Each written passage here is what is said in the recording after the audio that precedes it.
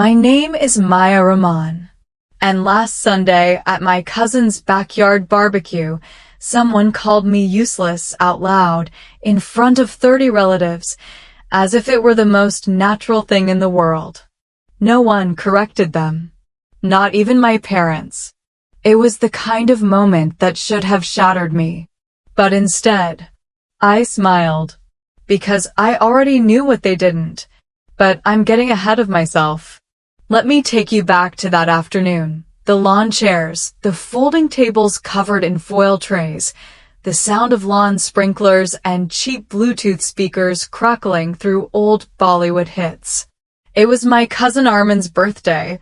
He'd just been promoted to VP of sales at a big retail chain, and my family was treating it like a coronation. Everyone was there, uncles in their Ray-Bans, aunties with their designer handbags and mango chutney recipes, cousins flexing careers, weddings, Instagram followers. And me? I brought a tray of homemade pasta salad. I wore a plain blue cotton kurta and sat in the shade near the back. I knew better than to try to compete. I was the girl who used to have potential. The one who studied something technical, but never really did anything with it. To them, I was unfinished, unsuccessful, unremarkable. At some point, my cousin Neha, tipsy on her second margarita, leaned in and said, "So, what are you doing now, Maya?" Still between things. I smiled politely. Still building. She blinked. Building what? Something useful. Before I could explain, my Uncle Samir walked past and chimed in, "Maya's trying to be the next Steve Jobs, without the job part." Laughter. Shrill, loud, too familiar. "She's got all these ideas," someone added. But no results. Yet, I repeated and took a sip of my drink. Then someone, I don't even know who, said it. "She's not useless, just not useful." There was a pause. Then more laughter. This time softer. Complicit. No one looked at me. Not directly. They looked at each other. They smiled. They shrugged. They moved on. Except I didn't. Because in that moment, I felt the air shift, not in rage, not in pain, but in certainty. They had no idea who I'd become. And I had no intention of telling them. Not yet. Later, as the sun dipped low and the smell of grilled kebabs mixed with citronella candles, the family gathered around the patio TV to watch the cricket match. India versus Pakistan, the kind of match that turned every uncle into an armchair coach and every child into a flag-waving fanatic. I sat near the edge, plate in hand, half listening to the cheers and groans. I knew what was coming. The second commercial break hit. It started with a wide shot of a stadium, athletes running, sweating, pushing their limits. Then the voiceover, hydration, strength, endurance, tracked in real time. With Equitech. The camera zoomed in on the wearable band, sleek, minimal, branded with a small glowing symbol. My logo. Then the name, co-founded by biomedical engineer Maya Rahman. Silence. Absolute, stunned silence. It spread like a ripple from the screen to the patio, to the faces of every single person who had ever laughed at me, doubted me, dismissed me. I didn't move, didn't flinch. I just picked up my drink and took another sip. No one said a word. Neha stared at the screen like it had betrayed her. Uncle Samir blinked, opened his mouth, then shut it. My father leaned forward, squinting, as if he needed confirmation. My mother muttered, "Is that our Maya?" No one answered. Because by then, the next ad had started. And I had already stood up. I walked back toward the food table, my sandals soft against the grass, the voices behind me still stuck somewhere between confusion and realization.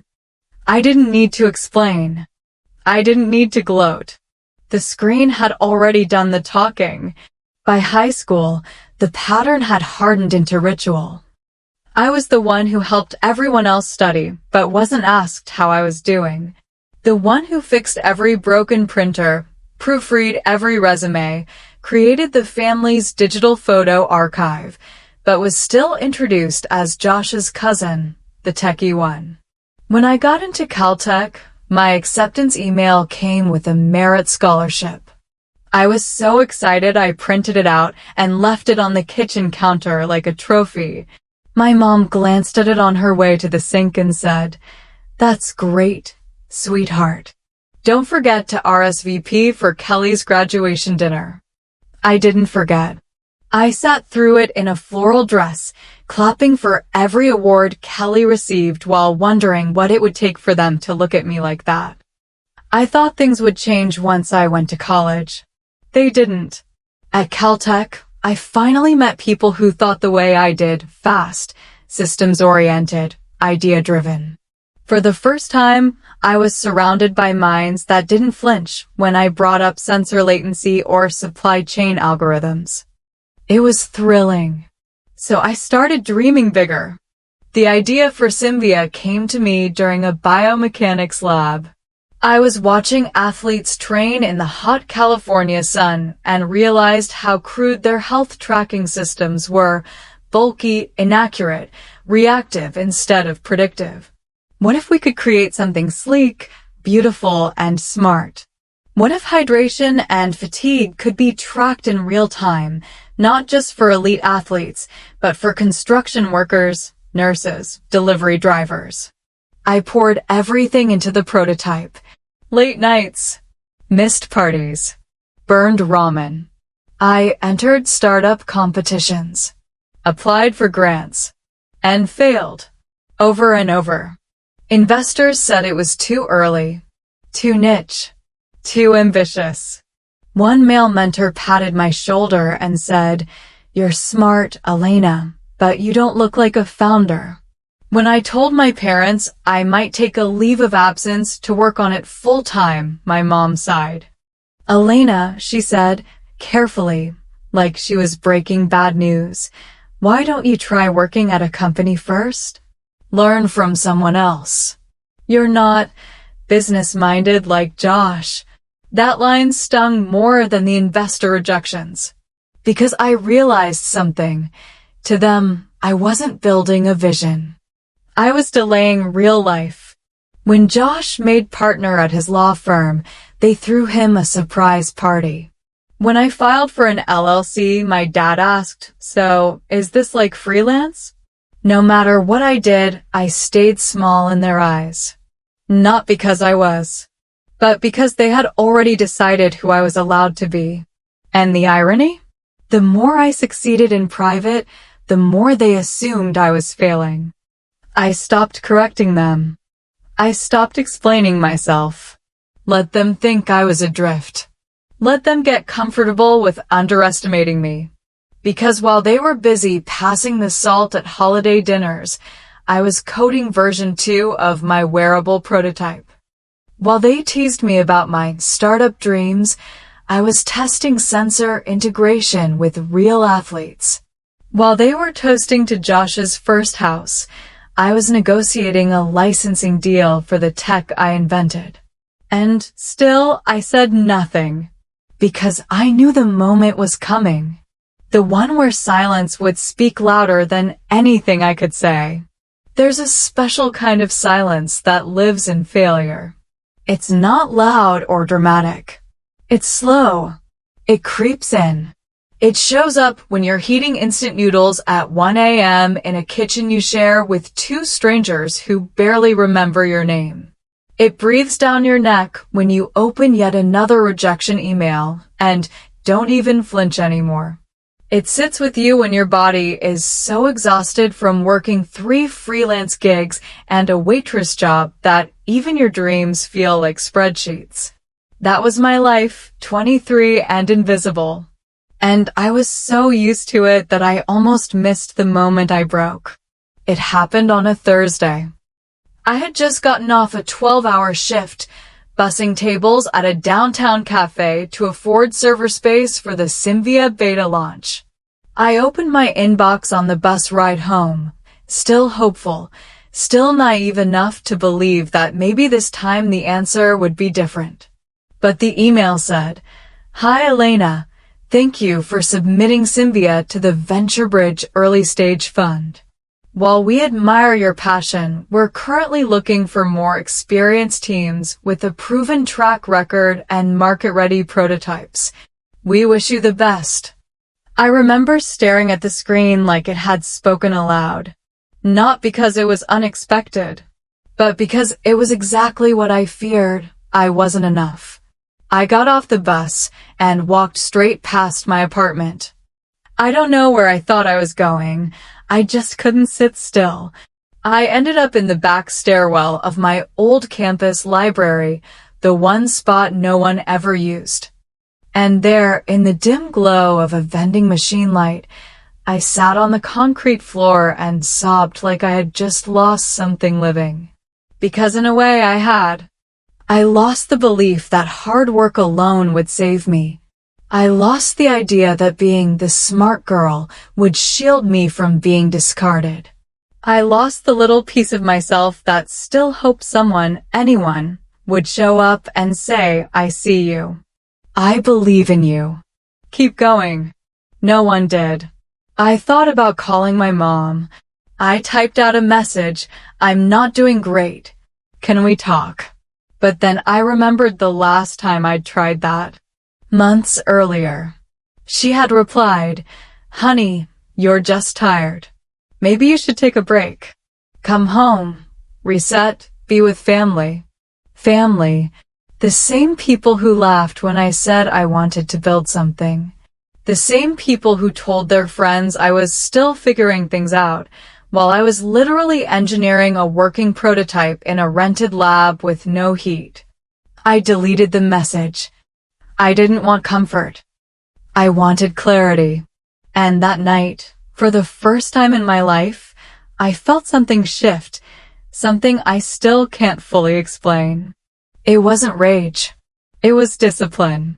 The kind of clean, cold discipline you feel when the pain burns so thoroughly through you that all that's left is decision. I went home. I pulled out my journal. And I wrote one sentence in all capital letters. I will make them regret ever calling me useless. Not through arguments. Not through begging. Not even through confrontation. Through results. Through something so visible, so undeniable, so loud in its own quiet way that they would have to sit in their chairs, faces frozen, hearts racing, as the screen said my name. That was the night I stopped hoping for understanding and started building for vindication.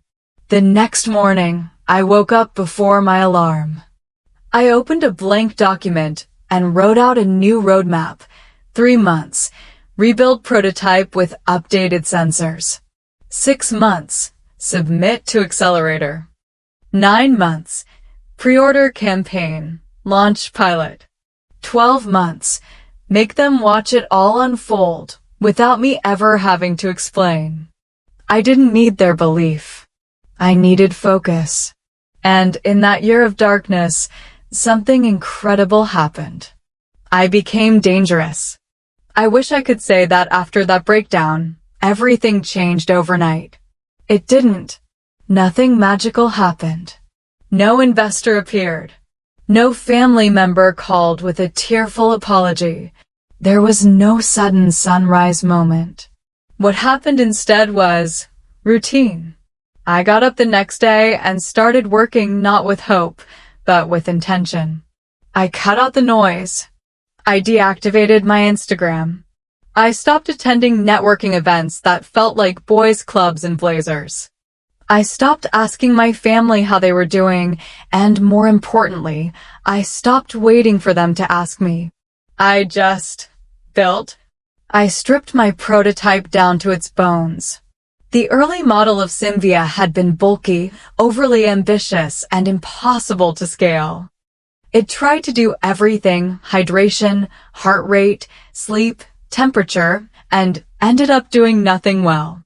I went back to first principles. Who needed this? Not just athletes. That was too niche, too elite.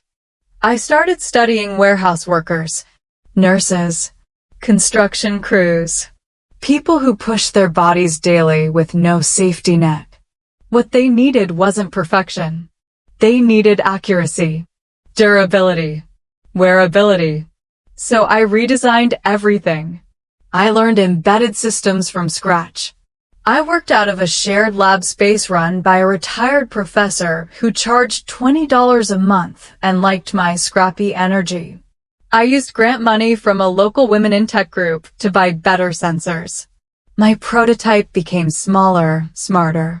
I built a demo video and launched a one-page site with a waitlist. On the first day, 4 people signed up. On the second day, 39. By the end of the first month, over 400 people were on the list. Still, I kept quiet. My parents didn't know. Josh didn't know. My family group chat still listed me as Elena, figuring things out.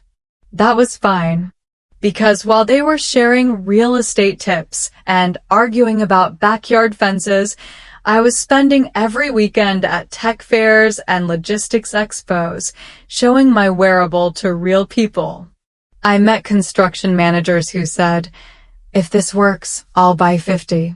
I met a mother whose son fainted on the job due to dehydration and said, "Where was this 6 months ago?" I met a physical therapist who asked if it could help stroke patients during rehab. Each of those conversations shaped the product. I didn't need investors yet. I needed insight. And that I could earn. One night, I came home to find a small box outside my apartment. No return label. Inside was a pre-owned Apple Watch and a note that said, "To reverse engineer, not to wear." Dr. Lee had been one of my professors at Caltech. She taught one of the hardest systems design courses I ever took. She was brilliant, cold, and impossible to impress. Apparently, she'd heard about Symvia from someone at the lab. Her message? Do your homework. So I did. I studied how mainstream wearables functioned, their chips, their failures, their compromises. I realized most of them were built for comfort, not accuracy.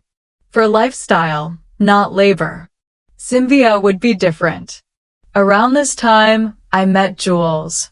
She was a mechanical engineer, 2 years older, wheelchair user, and hands down the most no-nonsense human I'd ever met. I met her at a university panel on inclusive design. After my talk, she came up and said, "Your prototype looks decent. Your sensor casing's garbage, though." I laughed, mostly out of shock. She offered to help. Within 3 weeks, she redesigned the casing to be more durable, heat-tolerant, and waterproof. She didn't ask for equity. She asked for ownership. "I'm not here to be your helper," she said. "I'm here to build this." I made her co-founder the next day. Together, we refined the product, tested it in field environments, ran pilot trials with a small food delivery company. The results? Reduced on-shift fainting, better hydration habits, fewer workplace injuries. Real data, real stories, real need. Symvia was no longer a dream. It was a solution. Still, I said nothing to my family. Not when we were accepted into the city's Innovation Accelerator. Not when we were awarded $25,000 in non-dilutive funding. Not when we launched a pre-order campaign and sold out in 4 hours. They still thought I was freelancing. Still thought I was sorting myself out. Let them. Because for the first time in my life, their ignorance wasn't painful, it was protection. I didn't need their approval. I needed distance. Then came the call from Kaizen Performance Apparel, a mid-sized fitness brand. They had seen our demo and wanted to integrate Symbia's wearable tech into their new hydration-focused campaign. Small trial, 3-month rollout, co-branded logo placement on their ads. It wasn't huge, but it came with one key clause in the contract. Our logo and co-founder names would appear in every ad run during the trial period, including during live sports broadcasts the brand had already booked ad space for. Jules asked if I wanted to negotiate the clause. I said no. Let it run. Because for the first time in my life, I wasn't chasing visibility. I had earned it. And I knew exactly when it would appear. Sunday, 6:42 p.m. at Josh's birthday barbecue. If collapse is quiet, so is ascent. No dramatic announcements. No sudden applause. Just a series of small, consistent moments where things that once felt impossible become routine. The week after Kaizen confirmed the co-branded ad rollout, Jules and I stayed up till 3 a.m. finalizing the design specs. We wanted everything perfect. This wasn't just a campaign. It was proof. Proof we could go from a bedroom prototype to a national product. Proof that something built out of frustration and silence could live in the real world and thrive. The campaign launched with a slow burn. No massive press release. Just a soft rollout on Kaizen socials. A few reposts. A product landing page with our logos side by side. I didn't say a word. I didn't retweet. I didn't even tell Jules when I saw it live. But something shifted when the first podcast request came in. A woman named Tasha Reed, a former Apple engineer who now ran a podcast called Founders Without Funding, sent a voice note that said, "I just read about Symbia in the Kaizen Partner newsletter. Elena, this is next-gen stuff. I'd love to have you on the show. We need to hear from founders like you." I almost didn't reply. But Jules grabbed my phone and said, "It's time." So I did the interview. It was quiet. Personal. I talked about being underestimated. About wanting to build tech for people who work, not just people who work out. About how invisibility gave me focus. The episode dropped 3 days later. By the end of the week, we had 3 more feature requests, 2 partnership inquiries, and 143 new pre-orders, none of which came from friends or family. And still, I said nothing. Back in the family group chat, things were as predictable as ever. My mom posted a blurry photo of Josh's new car with the caption, "So proud of our rising star," followed by a stream of heart emojis. Kelly shared a link to a lifestyle blog she wrote about productivity hacks from high achievers. And someone, I think it was Aunt Lila, asked, "Elena, how's the consulting stuff going?" Consulting. That was the word they used when they didn't know or didn't want to ask what I actually did. I typed out a reply, "Still building," then muted the chat for 30 days. That month, Jules and I were invited to present at the State Health Tech Summit, a regional conference that gathered mid-tier medical startups, government reps, and investors. Our talk was simple. We shared data from our pilot studies, feedback from field testers, and real-world use cases from frontline workers. At the end of the presentation, a woman in the front row, clearly someone important, stood up and said, "Why haven't we heard of you before?" I smiled and said we were busy building. She offered to connect us with the state workers' comp board the next day. We walked off stage to a modest round of applause, but the kind that meant something. Respectful. Earned. I didn't call my parents to tell them. Not when we signed a memo of understanding with the construction union. Not when our wearable was featured in a digital top 10 tech to watch article. Not even when Jules and I got our first speaking honorarium. $400 and a fruit basket. Instead, I put the check in a frame, hung it above my desk. It said more than any applause could. And yet, through all of this, all the traction, all the progress, there was still that silence. Not the absence of noise, the absence of recognition. From the people who were supposed to know me best. They had no idea I was building something real. No idea my name had been mentioned in Tech Daily. No idea that by the end of the quarter, Symvia would be live in 3 states. They still thought I was floating, waiting, experimenting. And I let them, because there was something delicious about their ignorance. Like watching someone roll their eyes at a match you've already lit. Then the final email came. Subject line, Kaizen X Symvia TV placement confirmed. Text, your segment will air Sunday at 6:42 p.m. on multiple national networks. Please confirm accuracy of co-founder name and logo before broadcast. I stared at the screen for a long time. The ad spot had been planned for months, but the confirmation still sent a chill through me. 6:42 p.m. Sunday. Exactly when Josh's birthday barbecue would be in full swing. The same backyard. The same cousins. The same uncles who called me the unemployed one. The same lawn chair where I sat last year and heard someone say, she's not useless, just not useful. I clicked confirm, and in the comment field, I added one sentence. Please make sure the founder name is spelled correctly. Elena Brooks. Not Ellie. Not the quiet one. Not Josh's cousin. Not figuring things out. Just Elena. Co-founder. Builder. Brand. And in 4 days, they'd all see it. On the screen. With no explanation needed. The morning of the barbecue, I braided my hair back, ironed my clothes, and packed up a bowl of orzo salad. I wasn't nervous. There was nothing left to fear.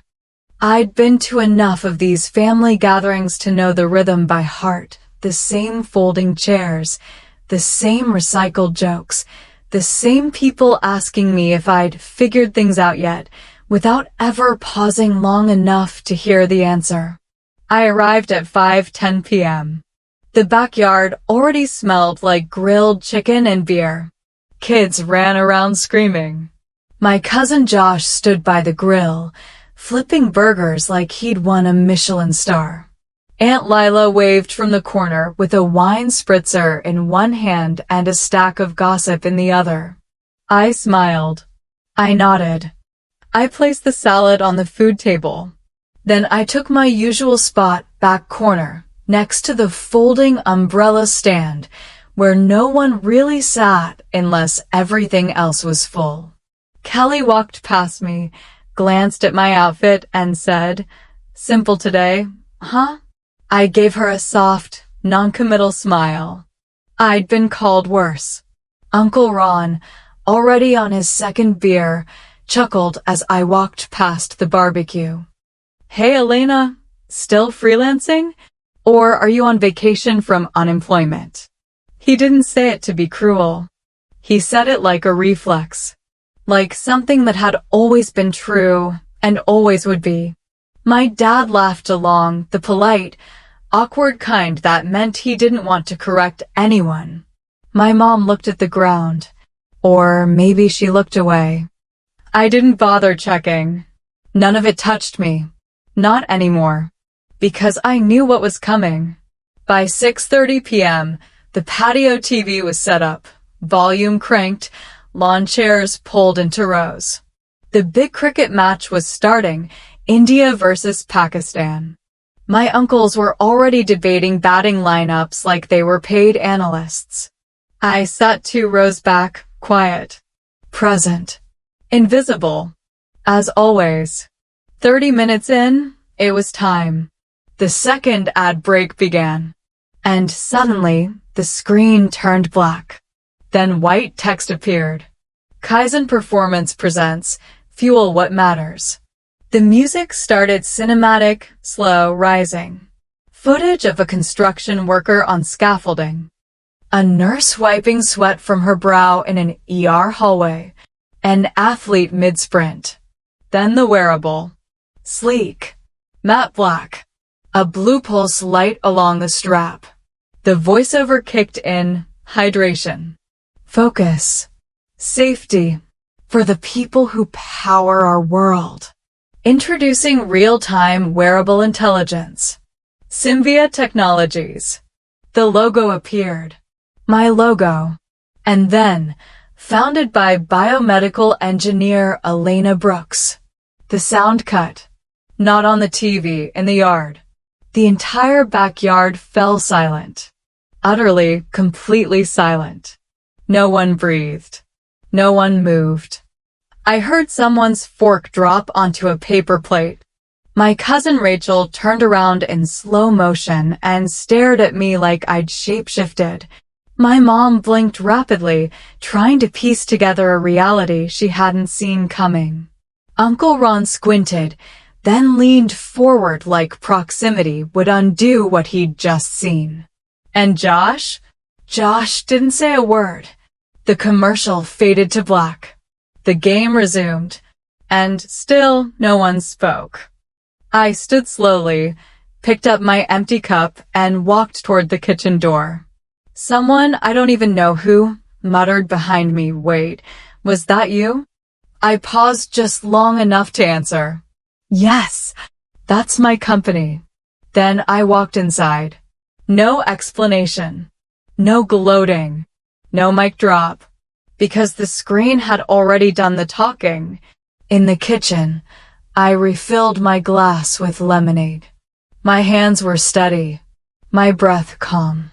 Through the window, I could see them all, still seated, still stunned, as if reality hadn't quite caught up to the footage. And in that moment, I realized something I hadn't expected to feel: peace. I didn't feel smug. I didn't feel superior. I didn't feel like I'd won. I just felt done. Like I had closed the loop.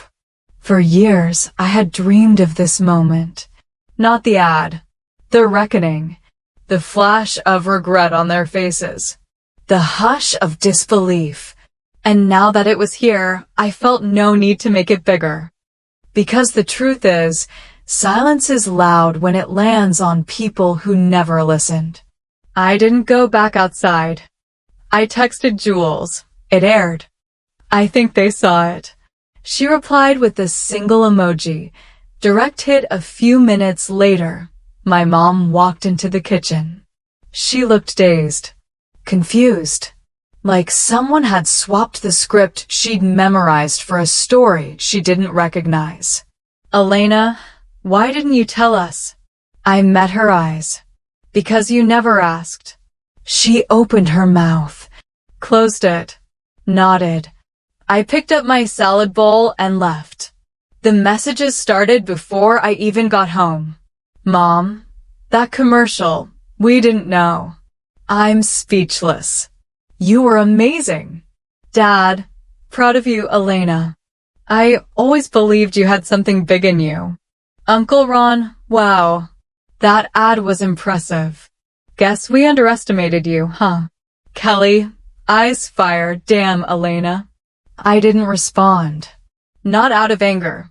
Not even out of coldness. I just didn't need to. For the first time in my life, I had nothing left to explain. No one had asked me how I was doing when I was maxing out credit cards to pay for my sensor prototypes. No one had messaged when I disappeared from the group chat for weeks, working 16-hour days trying to prep for pilot testing. No one had called when I got my first rejection or my fifth. But now, after 10 seconds on a TV screen, I was suddenly interesting. Valuable. Valid. It didn't make me bitter. It made me sure. Sure that I no longer needed to circle back for their recognition. Sure that their absence during my climb had been the greatest gift of all. A few days later, My mom invited me to dinner. Just the family, she said. Everyone wants to celebrate you now. Now. That word echoed. Not when I cried quietly in a stairwell after another failed pitch. Not when I won my first grant. Not even when I got into the accelerator. Now, when they had a story to tell their friends. I thanked her politely. And declined. She texted back, "But they're so proud of you, Elena." I sat with that for a moment. And then I typed, "That's wonderful. They can celebrate without me." Because the truth was, I had already celebrated. With the people who mattered. The night of the barbecue, after the ad aired, I left early and drove straight to Jules's apartment. We opened a bottle of cheap champagne, sat cross-legged on the floor, and watched the playback on a loop. "Do you think they get it now?" Jules asked, half laughing. I shrugged. "Maybe. Doesn't really matter." She nodded. "It really doesn't." We toasted to that. Not to revenge. Not to vindication. To freedom. To finally being done with needing them to see me. The next few weeks passed in a blur. Press requests. Inquiries. Pre-orders. We closed a bridge funding round. Jules got invited to speak at a Disability in Tech Summit. I was asked to join a founders panel at MIT. Every time something good happened, I'd open my phone, stare at the blank family chat, and then put it down. I didn't need to share it. That part of me, the one that used to ache for their praise, had gone quiet. One Sunday, I visited Nina, a UX designer I'd met during the accelerator. Her parents lived nearby and insisted on hosting dinner. I hesitated at first. But that evening, sitting on a balcony with string lights overhead and her mother handing me a plate of biryani with a smile, I felt something I hadn't felt in years. Belonging. No performances. No expectations. No comparisons. Just warmth. Curiosity. Acceptance. Her dad asked me questions about the business without pretending to understand every technical detail. Her mom called me beta and told me I was too skinny and handed me more food. I laughed. I cried a little, quietly. This was family. Not by blood, but by choice. A few weeks later, I received a handwritten letter in the mail. The envelope had my parents' return address. I opened it slowly, unsure if I was ready for what it might hold. Inside, 3 lines. "We're sorry. We should have seen you sooner. You didn't need us, but we needed to be better. Love, Mom and Dad." I folded the letter carefully and placed it in a drawer. I didn't call them, but I didn't throw it away either. Because forgiveness doesn't always have to be declared. Sometimes it's quiet. Sometimes it's just the decision to stop carrying weight that no longer fits who you are. At the end of that month, Jules and I hosted a small dinner with our team, a few developers, 2 field partners, our first investor. We grilled vegetables on the rooftop, played old indie tracks on someone's Bluetooth speaker, watched the city light up beneath us. At one point, someone clinked a fork against a glass and said, "To Symvia and to Elena and Jules, who built it when no one believed it would work." I felt my throat tighten, not because of what they said, but because of what I finally believed. It had never been about revenge. It had been about remembering what I was worth, even when no one else saw it. Sometimes, people ask me why I didn't say anything. Why I let them laugh. Why I stayed quiet. Why I didn't correct them at every birthday, dinner, holiday. Why I never defended myself when they called me confused, unemployed, or the one who still hadn't figured it out. Here's the truth. I wasn't silent because I was weak. I was silent because I was building. I knew if I spoke too soon, They'd hear noise, not truth. And I wasn't going to waste my breath explaining a future they weren't ready to understand. Because some visions aren't meant to be described. They're meant to be witnessed. And when mine finally appeared on a screen they couldn't look away from, I didn't need to say a word. The work spoke for me. My name is Elena Brooks. And for a long time, I was the daughter, the niece, the cousin who never quite made sense. Too quiet, too nerdy, too stubborn, too out there. I grew up in a house where success looked like blazers and business school, and my dreams didn't fit the mold. I knew how it felt to be overlooked, underestimated, edited out of family conversations. I know the pain of being called useless by people who never once asked what you were trying to build. But I also know something else now, something I want to tell every single woman who's been made to feel like she's not enough. You don't owe anyone your potential in digestible pieces. You don't have to explain your dreams. You don't have to shrink your goals to fit their understanding. You don't have to make yourself likable before you make yourself visible. You can grow quietly. You can fail privately. You can become powerful in rooms where no one claps and still be unstoppable. If you're watching this and thinking, that's me. I'm the overlooked one. The quiet one.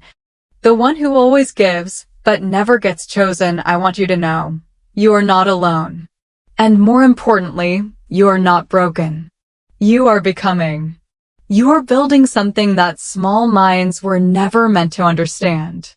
And one day, not out of spite, but out of certainty, you're going to walk into a room where someone once made you feel small, and you won't say a thing.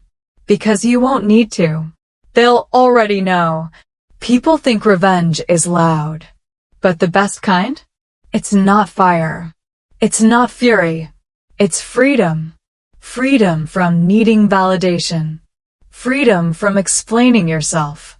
Freedom from trying to be lovable to people who only loved versions of you they could control. My revenge wasn't that commercial. It was the quiet joy of waking up and loving the woman I had become without needing their permission to do it. Now, when I walk into rooms where people know my name, I don't think of the ones who doubted me. I think of the girl I used to be. The one who whispered her dreams to a journal because no one else would listen. And I thank her for never giving up on me even when I almost did. So, if you're still waiting for them to believe in you, let me tell you something. You don't have to wait anymore. You can choose yourself. You can build in the dark. You can launch from the shadows. You can rise in silence. And when the moment comes, when your name shows up where they never expected to see it, you won't need revenge. You'll have respect. And more importantly, you'll have yourself. Whole. Strong. Free. Because you're not useless. You're not confused. You're not figuring it out. You are on your way. And one day soon, the world will catch up to what you've known all along, that you were never small. They just couldn't see that you were already growing into someone too big for their boxes. Build. Rise. Disappear from the spaces that never saw you and light up the ones that do. You're not the failure in the family photo. You're the founder who changed everything. Quietly. Brilliantly. Unapologetically.